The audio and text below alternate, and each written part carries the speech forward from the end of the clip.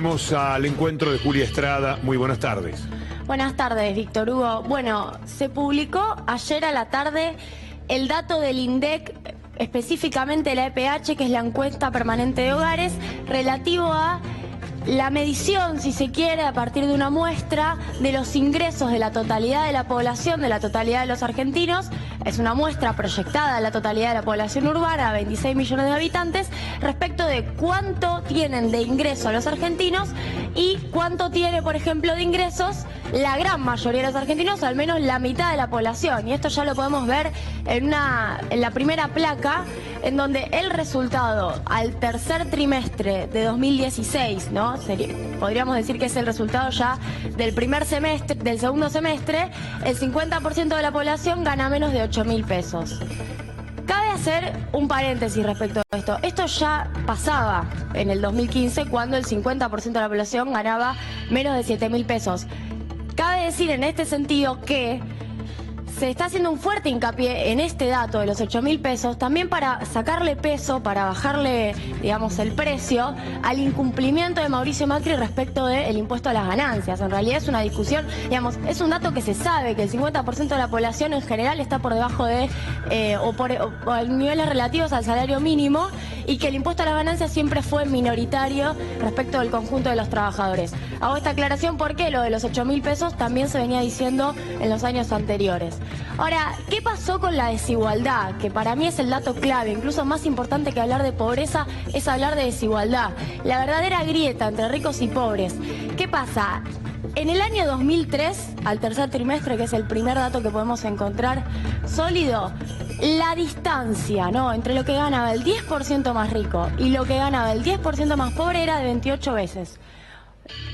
Una distancia que se redujo muchísimo, a más de la mitad, al segundo trimestre del 2015, podríamos decir como resultado de las políticas o de los tres mandatos kirchneristas, a 12,3 veces.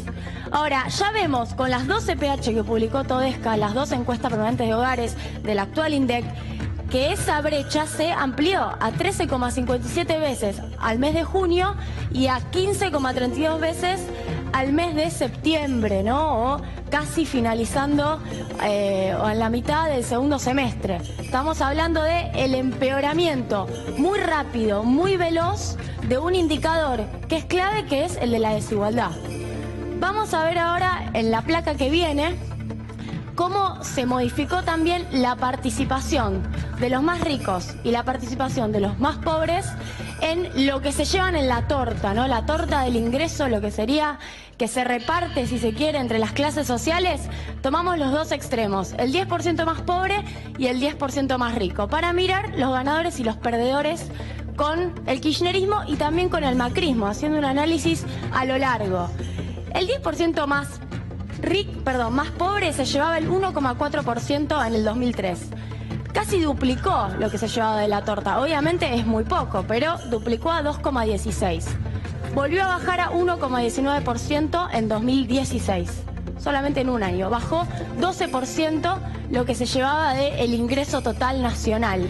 Ahora, si miramos el 10% más rico, redujo mucho en el kirchnerismo, del 33% de la torta al 26,59%. Estamos hablando de que el 10% de la población se llevaba más del 30% de lo producido por todos los argentinos en el 2003, y ahora se están volviendo a acercar al 30% porque se llevan el 29,1%. Mejoraron su participación en el ingreso 9,4%. Eso es uno de los resultados más concretos del primer año de Cambiemos.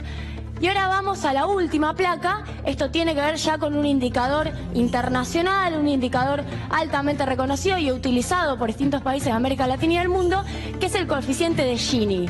El coeficiente de Gini da 0 y es total igualdad. Da 1 y es total desigualdad. Una torta repartida de una manera más desigual posible. Venimos de 0,52 en el 2003 y empezamos a bajar. Por ejemplo, llegamos a 0,43 en el 2008, empeora la distribución con la crisis del 2009, sigue bajando, empeora de nuevo la distribución con 2014 y la devaluación, y acá directamente pega un salto en donde el coeficiente de Gini vuelve a acercarse a 1, pasando, por ejemplo, de 0,40 en 2015 a junio de 2016 a 0,42, a septiembre de 2016 a 0,46. Es Son una datos del INDEC. Una de las pocas veces, datos del INDEX, muy bien Julia, muy interesante. Esta vez el 0, cuando hablamos del Gini, es el dato más positivo. 0 significa que todos tenemos lo mismo. 1 es que alguien concentró todo. Esto es lo que marca eso que presentó de manera excelente recién Julia Estrada. Se estaba acercando a 0, estaba bajando de 0,52, llegó a 0,40 y otra vez la flecha va para arriba. De nuevo aumenta la desigualdad. Es en este contexto que no sorprende